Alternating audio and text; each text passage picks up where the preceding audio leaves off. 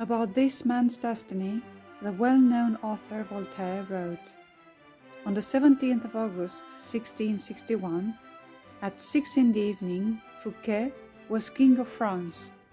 At 2 in the morning, he was nobody." An exceptional party, held in the king's honor, sealed Fouquet's fate irreversibly. Instead of impressing Louis XIV, he triggered the king's envy. His dazzling success and impressive career came to a sudden stop. How did Fouquet fall so spectacularly, and more importantly, why? His story began on the 27th of January 1615, when Nicolas Fouquet was born to François Fouquet and Marie de Maupeou, a couple living in Paris. His father was a member of the Noblesse d'Europe and worked as a judicial officer and councillor to the Parliament of Paris. His mother belonged to an influential family of lawyers who were well connected to financial affairs of the state. Although initially Nicolas was prepared for a career in the church, his parents sensed that he was better suited for a career dealing with legal matters, as he was very intelligent and he liked studying law and science. He studied for his law degree at the Parisian Faculty of Law, and in a few years' time his father helped Nicolas to buy for himself the position of Master of Requests, which was a council of the French Council of State. In 1640, when he was 25 years old, Nicolas married Louise Fouquet, who had considerable wealth. Shortly after, his father died, and Nicolas inherited some of his wealth. His wife also died the following year, leaving behind a 6-month-old daughter. By then, Nicolas was able to buy some land at Vaux, about 33 miles southwest of Paris, and styled himself Vicomte de Vaux. During the next 8 years, Nicolas advanced his career by holding public official positions in the provinces, and then with the army of Chief Minister Cardinal Mazarin. His future was looking promising. As a close assistant to Mazarin, he was introduced to the royal court and was permitted in 1650 to buy the position of chief prosecutor to the Parliament of Paris. The following year, Fouquet, aged 36, married again. His new wife was Marie-Madeleine du Castil Villeroi, whose family was one of the wealthiest in Europe. When Mazarin took Anne of Austria and Louis XIV out of Paris, following the Second Fronde uprising, Nicolas remained loyal to the cardinal whilst he was in exile. Fouquet kept the cardinal informed about the situation at court and guarded his property. As soon as Mazarin made his triumphal return to Paris in 1653, Fouquet's loyalty was rewarded with the office of Superintendent of Finances. At 25, Nicolas was in his new post. He was able to decide how the royal treasury was run, and he also took part in the negotiations with the financiers who lent money to the king. At the same time, he still kept his position as chief prosecutor, thus being able to maintain any financial transactions confidential from being investigated. Becoming increasingly wealthy, Fouquet was able to fund the cardinal's various projects by lending him vast amounts of money. When Jean-Baptiste Colbert was brought into the government by Mazarin, he became Fouquet's enemy. Wanting to strengthen his position as Mazarin's assistant, Colbert wrote a memoir to Mazarin to express his suggestions on tax reforms, claiming that the taxes paid by the people were not entirely used for the king's benefit, and moreover, Fouquet was accused of using royal funds for his own enrichment. Mazarin stopped short of defending Fouquet.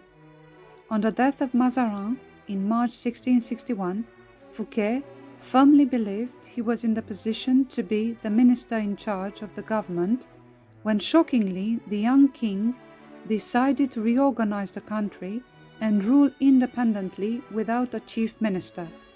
France was facing financial difficulties, and Louis was adamant he wanted to rectify the situation. Meanwhile, Nicolas was getting wealthier and more powerful by the day. Fouquet's rival Colbert decided to keep the king informed about Fouquet's financial transactions and undertakings. The king's most important minister, Nicolas, became the victim of Colbert's plot. Fouquet's love of artistic beauty and refinement were displayed in a lavish chateau he built between 1658 and 1661 at Vaux. His dream of building this magnificent chateau was brought to life by Leveux, Lebrun, and Le Nôtre. Nicolas amassed a large collection of manuscripts, paintings, jewels, and art objects displayed throughout the chateau. Artists and authors such as Jean de La Fontaine, Pierre Corneille, and Paul Scarron were his frequent visitors and entertainers. His chateau became the envy of France, and it was the most beautiful chateau before the Palace of Versailles became the chateau. Wanting to impress the king, Nicolas invited Louis to a fête at his chateau where the king was magnificently entertained. The king and his mother arrived together at Vaux-le-Vicomte. Passing through the magnificent gardens designed by Le Nôtre, amazed by the refinement of the chateau, the king did not betray his feelings of anger and envy, but inside he was fuming. Although Fouquet's fate had been decided earlier, when Colbert was drip-feeding the king with fabricated lies about Nicolas, the lavish soirée sealed Fouquet's destiny. The king's most important minister became the victim of Colbert's plot, and his intentions to flatter the king failed. 3 weeks after the party, the king travelled to Nantes with his government.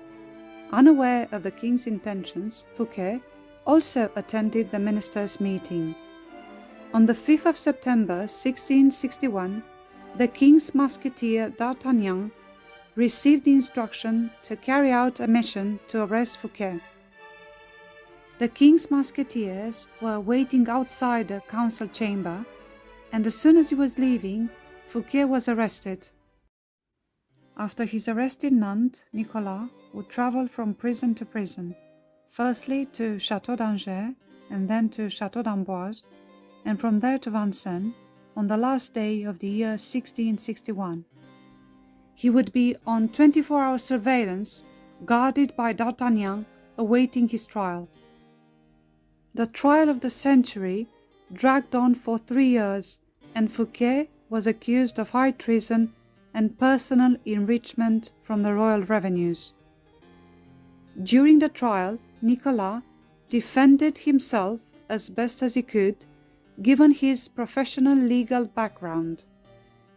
He even received public support, but his chances of winning were diminishing, and time was running out. Although the judges voted to expel Nicolas from France, Louis was not happy with the decision and intervened to change the sentence to life imprisonment. Clearly, the king perceived himself as God, and he wanted to be seen as such. Yet the injustice of Fouquet's case has remained a topic for French legal experts for centuries. The most terrible prison was awaiting for Fouquet. The insalubrious and cold fortress of Pignerol would become his new residence for the rest of his life. He was able to see his wife after 15 years, when she was allowed to visit. Shortly after, Nicolas died mysteriously on the 23rd of March, 1680. His death was associated with the mysterious transfer of a secret prisoner from the fortress of Pignerol to the fortress prison of an island on the French Riviera, the island Sainte-Marguerite. An aristocratic prisoner in an iron mask, arriving in a new prison, sparked the interest for authors such as Voltaire and Alexandre Dumas, who based their fiction writings on Fouquet's downfall. In many ways, Fouquet's legacy is still alive at Versailles, where Louis decided to build a more beautiful chateau to outshine Vaux-le-Vicomte. He employed the same architects who had worked for Fouquet, and they produced the most splendid house in France.